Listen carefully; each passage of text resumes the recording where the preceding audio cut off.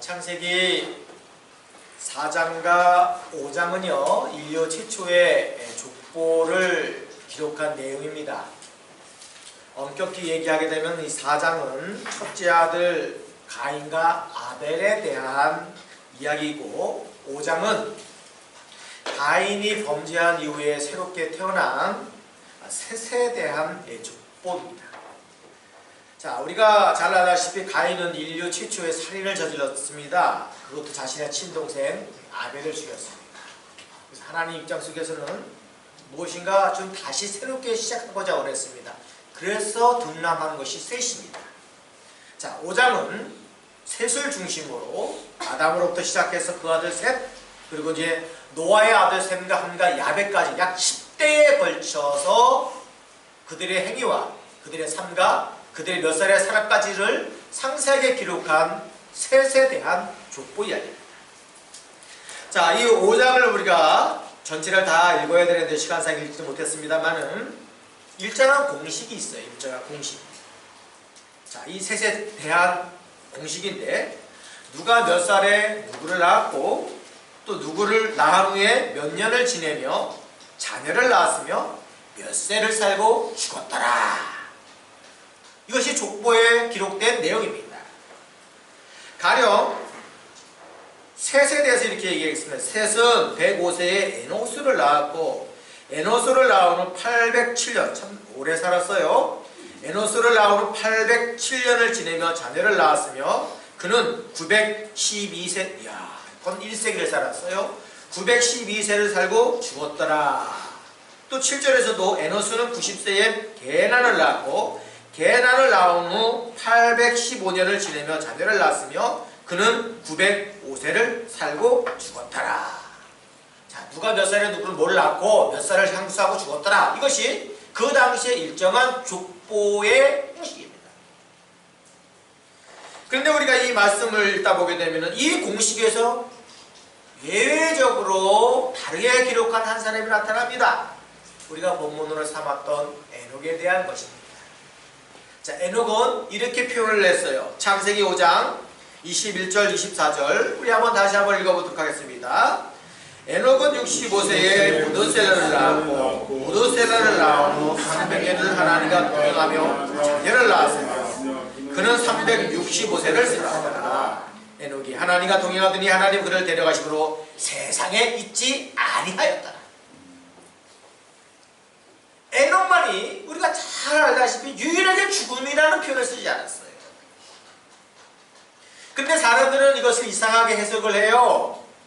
들려 올려졌다는 것, 오늘 우리가 방금 불렀던 430장 찬송에도 예스턴지 에녹처럼 들려 올려졌다 그랬습니다. 히브리서에서도 들려 올려졌다 그랬습니다. 어쨌든 이 들려 올려졌다는 것은 죽음을 아름답게 표현한 방식이지 어차피 죽은 것이 아니냐라고 표현하는 사람들이 많습니다. 아니에요. 에녹만큼 죽지 않았어요. 이것이 성경에 기록된 원본입니다. 이것은 제 주장이 아니라 성경이 말한 내용이기도 합니다. 우리 한번 히브리서 11장 5절 말씀 한번 보도록 하겠습니다. 히브리서 11장 5절 한번 우리가 우리 마음을 정돈하는 차원에서 한번 같이 읽어보겠습니다. 시작. 믿음으로 에녹은 죽음을 보지 않고 옮겨졌어요. 보세요. 믿음으로 에녹은 죽음을 보지 않고 옮겨졌어요. 네. 하나님이 그를 누구요? 하나님이 그를 옮기심으로 다시 보이지. 누가요? 주체 하나님이에요. 다시 보이지 않겠어요? 그건 죽은 게 아니에요. 그는 옮겨지기 전에 하나님 기쁘시게 하는 자라 하는 증거를 받았기 때문에 충분한 이유가 있죠. 이 세상에 살지만은 하나님 안에서 하나님 모시는 입장에서 퍼펙트한 삶, 기쁘게 하는 삶, 하나님과 동행하는 완벽한 삶을 살고 있었기 때문에 에이, 너는 이 땅에서 더 이상 있을 필요가 없어. 내가 너를 데려가마 하고 데려가신 거예요. 죽음을 보지 않을 그대로 하나님의 능력 안에서 옮겨진 바 되는 것이 바로 이 에녹의 삶이에요. 에녹의 족보입니다. 우리가 에녹을 언급하면은 한 사람 더불어 우리가 생각나게 하는 사람이 있습니다. 구약의 위대한 선지자 엘리야입니다. 성경에서 죽지 않고 하나님 앞에서 데려가심을 당한 사람이 두 사람인데 오늘 본문의 주인공 에녹과 또 위대한 선지자 엘리야입니다. 열왕기상 2장을 보게 되면 하늘에서 효리 바람으로 엘리야가 탄 수레를 끌고 올라갔다 그랬습니다. 참 멋지죠? 오늘날 말하면 제가 타는 캠리 토요타를 타고 가는데 어느 날 갑자기 하나님께서 끌고 올라가셨어요. 자가용과 함께. 얼마나 멋진지. 자, 엘리야가 누구예요? 엘리야가 이스라엘 역사에서 가장 권능이 뛰어난 사람입니다. 보통 선지자가 아니에요. 가장 권능이 뛰어난. 갈멜산 꼭대기에서 850대 1로 싸웠어도 이겼어요. 야, 물 더 부어. 내 자단에 흠뻑 젖도록 물 부어. 몇 바켓을 걷어보니까 또랑물에서 물이 철철 넘치도록 됐는데도 불구하고 엘리야의 기도에 의하여 하늘에서 물덩이가 떨어져 그 제단을 태워버렸어요. 얼마나 권능이 뛰어납니까? 어디 그뿐입니까? 엘리야가 기도하니까요 3년 6개월 동안에 그 땅에 비가 오지 않았다 했습니다. 오늘 비가 와서 얼마나 감사한지 몰라요. 이래봬도 이 호주가 물 부족 국가예요. 바위 덩어리가 되는 이 집안이 있기 때문에 비가 오면 그냥 다 흡입이 안 되는 사람은 내려가는 거예요. 근데 3년 6개월 동안 비가 안 왔다. 이거는요 거의 그냥 저주예요. 풀 한 포기도 자랄 수 없도록 먼지가 날려요. 그의 능력에 기도에 힘입었다는 것이죠. 그런가 하면 까마귀를 통해서 음식을 먹고 사브라 가복집에서도 거주할 때에 기름과 밀가루가 떨어지지 아니하는 능력을 행한 것이 바로 엘리야예요. 한마디로 말하면 초능력자의 삶을 살았던 것이 대선지자 엘리야입니다. 이러한 이유로 엘리야는 이스라엘에서 가장 존경을 받았습니다. 예수님의 신약시대에 변화산상에서 올라가셨을 때에 베드로가 어리둥절했죠. 예수님, 여기가 졌사오니 내가 초막셋을 치겠습니다. 하나는 주님을 위해서, 하나는 모세를 위해서, 하나는 누구를 위해서? 엘리야를 위해서. 수천 년이 흘렀음에도 불구하고 이스라엘의 인기 넘버 3 안에 드는 것이 바로 이 엘리야예요.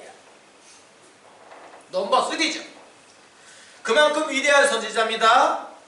어쩌면 죽음을 보지 않고 그가 탄 수레에 이끌려 하늘나라로 올라가는 것이 지극히 당연한 것처럼 납득이 갈 만한 삶을 살았던 사람이 바로 엘리야입니다. 그런데 거기에 비교하면 에녹은 어떻습니까? 아무것도 아닙니다. 아무것도 아니에요. 그가 한 일이라고는 자녀를 낳았다는 것밖에 없어요. 생산적인 일인 자녀가 나온 거예요. 그것이 전부예요. 에녹은 세상에서 가장 오래 산 969세를 향수하고 죽은 무드셀라의 아버지예요. 그거밖에 없어요. 뿐만 아니라 무드셀라를 제외한 몇 명의 자녀를 더 낳겠죠. 왜냐하면 복수로 자녀들을 낳았으면 라고 하는 거보니까. 어떻게 보게 되면은 에녹은 지극히 정상적인 한 가정의 가장으로서 산 것밖에 없습니다. 다시 말하면 우리 주변에서 흔히 볼 수 있는 평범한 아버지예요. 반바지 차림 모자 둘러쓰고 슬리퍼 질질 끌고 다니는 호주에서 지극히 평범하게 볼 수밖에 없는 아버지라는 거예요. 저희 집에 딸이 셋이 있었습니다. 어릴 적에 이 아이들을 데리고 아파트 앞에 있는 슈퍼마켓에 가게 되면은, 동네 슈퍼에 가게 되면은 모든 사람들이 쳐다봤어요. 그까지 풍선껌 3통을 사러 쭉 애들이 따라오게 와요. 그러면 지나가는 사람들이 캐사키도 하고, 할머니 어떻게 딸만 셋이네 이렇게 하면서, 바로 이 에녹이 그와 같은 아버지야. 그와 같은 아버들. 그냥 동네에서 흔히 볼 수 있는 아버지라는 거예요. 에녹과 엘리야는 분명 죽음을 보지 않고 하나님 앞에 들려 올림을 받았지만은 그의 삶은 확연하게 차이점이 있습니다. 한 사람은 평범한 가정을 꾸미며 살았던 사람인가 반면에 다른 한 사람은 결혼이 뭡니까? 여러분, 열왕기상 하에서 엘리야가 결혼했다는 내용이 있습니까? 아마 제 추측컨대는 그는 결혼도 안 했어요. 오로지 하나님의 나라를 위해서 살았습니다. 그러니 그에게는 능력이 자꾸 넘쳤겠죠. 한 사람은 가정일에 묶여서 겨우겨우 살아가는 소시민적 삶을 살았습니다. 그러나 다른 한 사람은 전국구 인기 스타예요. 그것도 능력이 넘쳐나는 파워풀한 삶을 살았던 사람이에요. 그러나요 하나님의 시각에서 볼 때는요, 전국구 스타이든지 소시민적 삶을 살았던 사람든지 간에 구분하지 않았어요. 사람들의 시각에서는 누구는 큰 사람, 누구는 작은 사람, 누구는 큰 부자, 누구는 가난맹이, 누구는 큰 나라의 시민권자, 누구는 작은 나라의 시민권자, 큰 교회 다니는 성도, 작은 교회 다니는 성도라고 엄격하게 구분하게 좋아하는 것이 바로 이 죄악의 속성이 짙은 사람의 본성이지, 하나님은 전국 스타이든 무드셀라유에 몇 명의 자녀를 둔 소시민역 삶을 살았던 에녹이든 간에 별 차이를 두지 않는다는 거예요. 그러니까 똑같은 방법으로 하나님과 합당한 두 사람을 승천케 하셨다는 것입니다. 에녹이 살았던 당시를 한번 되돌아보겠습니다. 에녹만이 그런 것이 아니라 에녹 주변에 보게 되면은요, 많은 사람들은 자신의 이름을 떨치고자 원하는 욕구가 강했습니다. 어떻게 보면 인생에 성공한 사람들이 즐비했지요. 가령 야발은요, 야발이라는 사람은 짐승들을 가축화하는, 짐승들을 잡아다가 목축화시키는 데에 앞잡이게 됐어요. 목축의 아버지예요.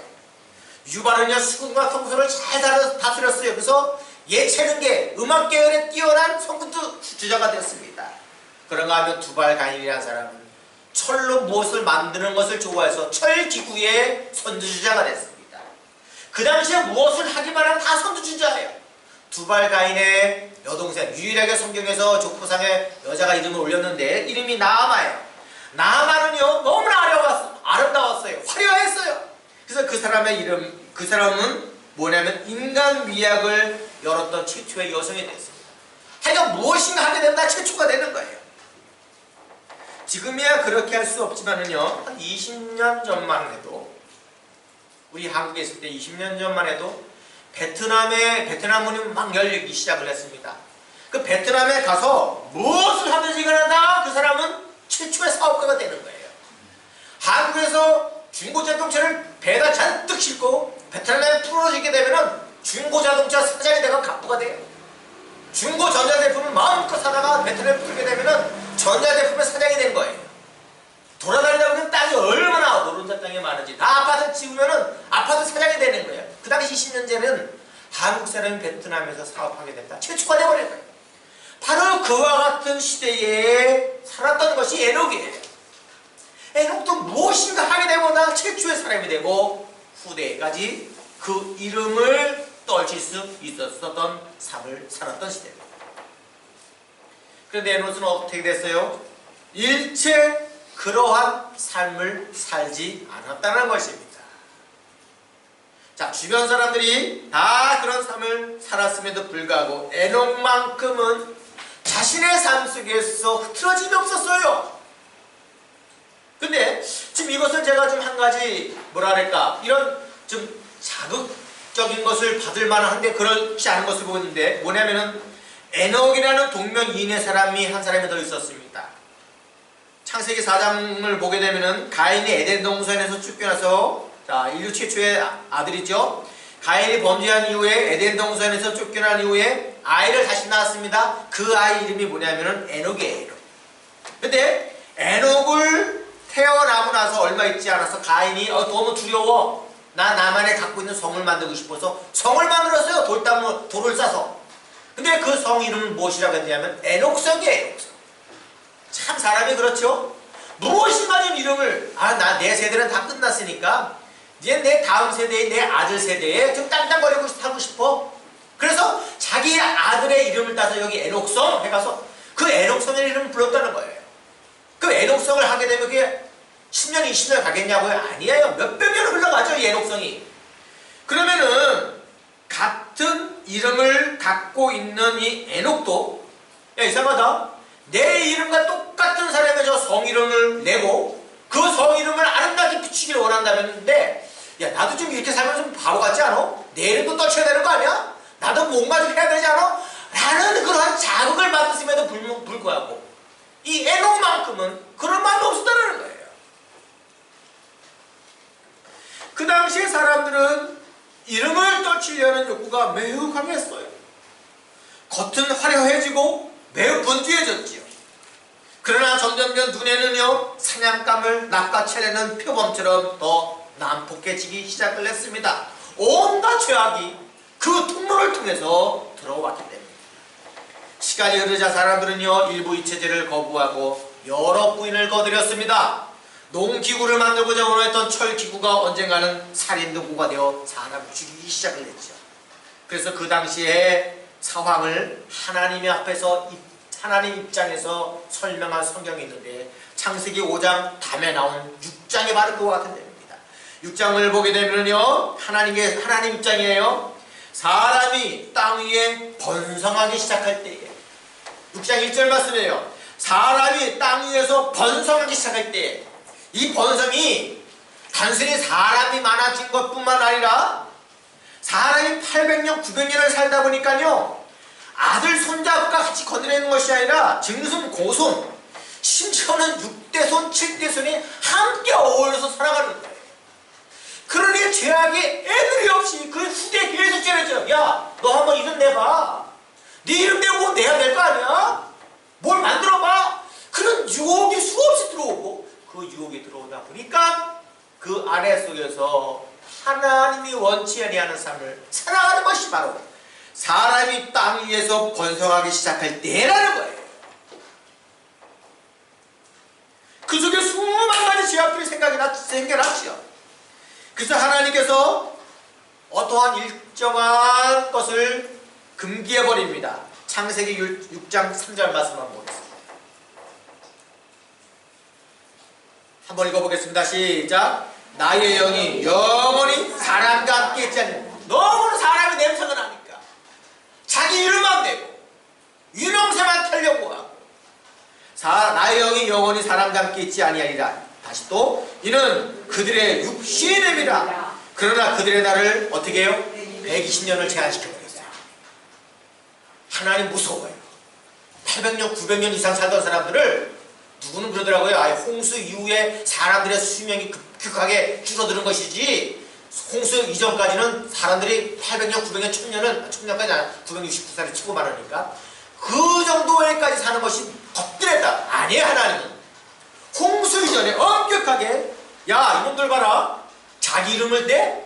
자기 이름만 내세워? 하나님은 설 자리 없게 만들어버렸던 이놈들 괘씸해서 하나님이 영이 영원히 사람과 함께 있지 않고자 원하여 그들의 횟수를 120년 최대치로 잘라버렸어요. 뿐만 아니라 그 당시에 네피림이라는 사람이 있었습니다. 네피림은 힘이 세고 강하며 매우 난폭된 사람이었습니다. 그런 매우 힘세고 강하고 난폭한 사람이 잘 죽지 않으면요, 그 사회적으로 문제예요. 그래서 창세기 6장 5절 6절에는 또 이와 같은 말씀을 하고 있습니다. 창세기 6장 5절 6절 제가 한번 읽어보겠습니다.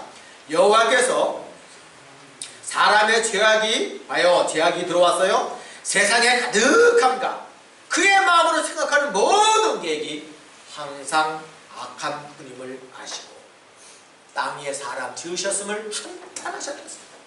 마음에 근심하셨어요. 이 골칫덩어리 사람들은 어떻게 할까? 자기 이름만 내려고 하는 사람은 어떻게 할까? 그러니 그 중에서 유독 눈에 띈 한 사람이 있는데 그 사람이 누구냐? 에녹은 그의 외모적으로 아무것도 드러내지 않았어요. 늘 하나님과의 관계 속에서 정결함만을 유지하려고 했고, 수많은 자신의 이름을 내세우고자 원하는 시험거리가 있는, 유혹거리가 있는 그와 같은 죄악이 넘쳐나는 삶 속에서도 하나님만 바라봤던 삶이 바로 에녹의 삶이에요. 시편 1편에서는요, 시인이 노래한 것 중에 우리 이런 말씀이 있습니다. 시편 1편에 시인은 노래하면서 복 있는 사람과 악인을 구분해서 노래를 했습니다. 복 있는 사람은요, 시냇가에 심은 나무처럼 한 자리에 딱 붙어 있어요. 맞죠? 복 있는 사람은 시냇가에 심겨진 나무처럼 한 자리에 딱 붙어 있어요. 하지만 악인은 그렇지 않다 그랬습니다. 오직 바람에 나는 겨와 같다 그랬습니다. 여러분, 겨가 뭔지 아시죠? 알맹이를 빼버리고 난 찌꺼기입니다. 저희 동네에서는 왕겨라고 했는데, 대형 송풍기에 쌀과 알곡과 껍데기를 구분할 때에 대형 송풍기 바람을 일으키게 되면요, 온갖 왕겨들은 하늘로 다 올라가요. 여러분, 다 날아가버려요. 아무짝에도 쓸데없는 것이죠. 하지만 시냇가에 심은 나무를 보십시오. 전혀 꿈쩍하지 않아요. 시대에 뒤떨어지고 무능력하게 보일 수가 있습니다. 그런데도 그 자리에 굳건히 지켜요. 바로 에녹 같은 사람이지. 모든 사람들이 이름을 떨치려고 이것저것 분주하게 움직여도 이것저것 다 해보려고 욕심을 부려도 어느 날에는 저기 해보고 어느 날에는 이쪽에 끼웃끼웃 꺼버려도 이 에녹 같은 시냇가에 심기운 나무는 전혀 의동치 않았다는 것입니다. 우리의 삶이 바로 이와 같은 삶이 되어야 돼요. 우리와 같은 삶이 되어야 돼요. 누가 그랬나요? 제가 알기로는 신아연씨라고 호주에 거주하는 수필가가 심신함한 천국 재밌는 지옥이라는 책에서 그렇게 표현하는 것으로 알고 있는데, 한국과 호주를 비교하면서 한국은요 천국 같은 지옥이고 호주는 그 반대로 지옥 같은 천국이라고 표현했습니다. 이 말이 무슨 말인가 하면은 한국은 겉이 너무 화려해요. 재미가 넘쳐나요. 그래서 먹거리, 볼거리, 놀거리가 넘쳐나죠. 찜질방도 화려하고 사우나도 멋집니다. 아마도 우리가 5년, 3년 타월로 한국에 어쩌다 방문하게 되면은 도로가 어디서 어떻게 뚫렸는지 몰라요. 여기도 아파트가 또 새로 생겼네. 건물이 막 들어서 버립니다. 그런데 속은 어땠어요? 지옥이라는 것이죠. 이 표현에 의하면 한강다리가 무너지고 강남백화점이 무너지고 화려한 찜질방 사우나에서 불이 나고 수십 명이 죽어나가고 마치 왕겨들이 바람께 날 부리끼는 것처럼 이곳저곳으로 여기서 돈이 된다면 투자, 이것이 바람처럼 날아가는 왕겨의 인생이죠. 오늘 우리에게 잘 익히 들었던 승리 계획 한번 보십시오. 그 우상처럼 떠받쳤던 아이돌의 사람들이, 그 탤런트들이 뒤에서는 엄청난 군대나는 행동을 서슴지 않는 것이 바로 한국이라는 것입니다. 하지만 호주 생활은 어떠해요? 제가 몇 년 전에 다녔던 곳으로 차를 몰고 가봐도요, 언제나 그 길이 어제 왔던 것처럼 늘 익숙해. 변함이 없어요. 전혀 안 바뀌어요. 전자제품을 사도 며칠 걸려도 오지 않고, 하다못해 물건을 구입해도 완제품이 없어요. 내가 뭔가 손으로 움직여야지만이 내가 쓸 수 있도록 조립이 가능한 거지. 이것이 우리에게 지옥처럼 보여요. 그러다 그 생활이 익숙하다 보게 되면은 그것이 바로 천국이라는 것입니다. 저는 물론 100% 신아연씨 수필가의 글에 동감하지 않습니다. 그러나 제가 말하고자 하는 것은 누가 왕겨 같은 인생을 살고 누가 시냇가에 심겨진 나무인가 하는 것입니다. 에녹은 장단컨대 결코 겨와 같은 왕겨 같은 인생을 살지 않았습니다.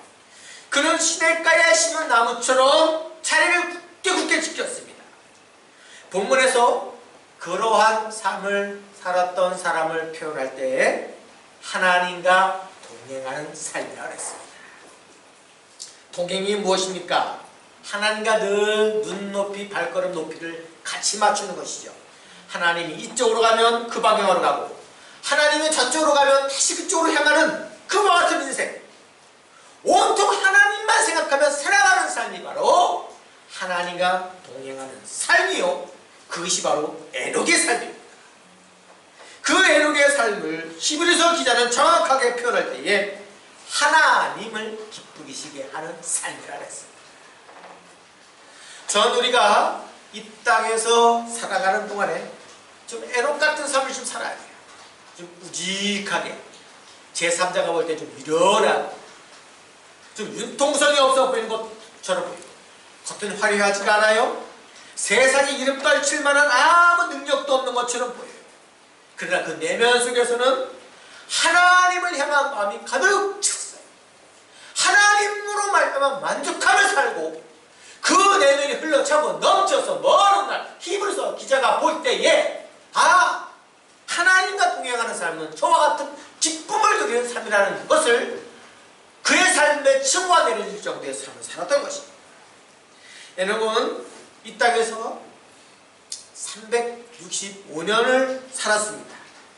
꼭 그렇게 제가 말하고 싶지는 않지만은 왜 하고 많은 날 중에 365년을 살았냐는 것입니다. 1년이면 365일을 강조하기 위한 숫자가 아닌가 저는 스스로 생각을 해봤습니다. 365일, 아니 365년 매 순간순간마다 그와 같은 삶을 살았다는 것입니다. 나무 같은 삶, 변함이 없는 삶, 늘 그 자리에 앉아있고 늘 그곳에서 하나님의 시냇가에 심겨진 나무처럼 우뚝 설 수 있는 있는 삶을 살았던 것입니다. 그와 같은 삶을 살았던 사람을 히브리서 11장 6절에서는 이와 같이 표현하고 있습니다. 우리 한번 말씀을 읽어보겠습니다.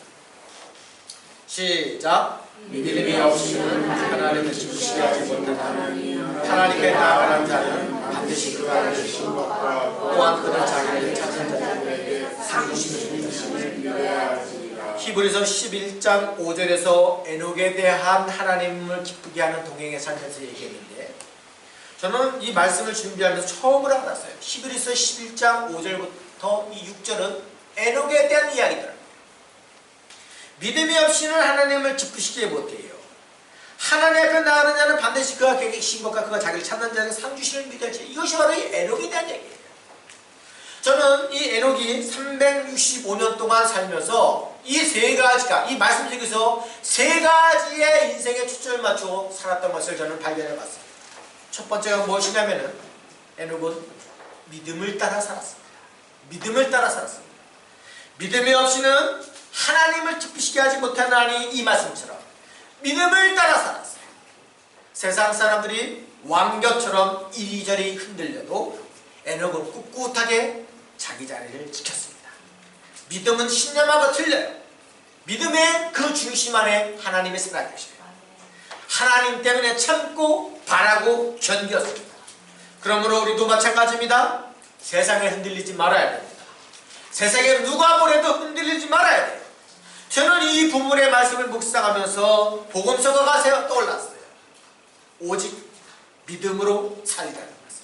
그 찬양 가사를 우리 잠깐 한번 보게 되면요, 세상은 흔들려요. 마구잡이는 흔들려요. 사람은 변하지요. 사람은 변해요. 그런데도 어떻게 해요? 주를 향한 믿음, 이 믿음만은 변치 않는 것이죠. 오직 의인은 믿음으로 말미암아 살리라. 이 찬송이 에녹이 불렀던 찬송이요, 하박국 선지자가 불렀던 찬송이요, 우리가 불렀던 찬송. 사람 다 바뀌어요.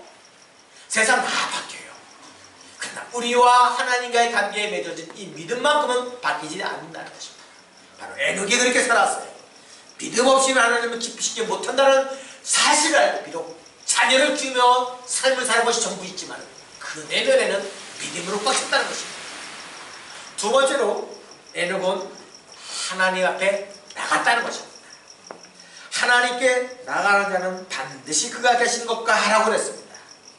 에녹은 세상에 살 때는 수동적으로 살았죠. 동적으로 무엇을 주도하기보다도 한 나무처럼 정적으로 그 자리를 굳게 지킨 삶을 살았습니다. 늘 그러나 자기 일에 최선을 다했죠. 자신은 힘이 들지만 그 일이 자녀 양육이든지 직장일이든지 최선을 다했죠. 그러나 하나님 앞에서만은 달랐어요. 그냥 적극적으로 하나님 앞에 나갔어요. 그가 사용한 단어 중에 이 반드시라는 단어를 눈여겨보십시오. 그 안에 속에서는 하나님을 향하여 달려가고자 원하는 적극적인 의지가 깃들어 있는 것을 알 수가 있습니다. 이러한 사람이 바로 하나님 앞에 나와 철야하고 금식하고 새벽기도하는 사람입니다.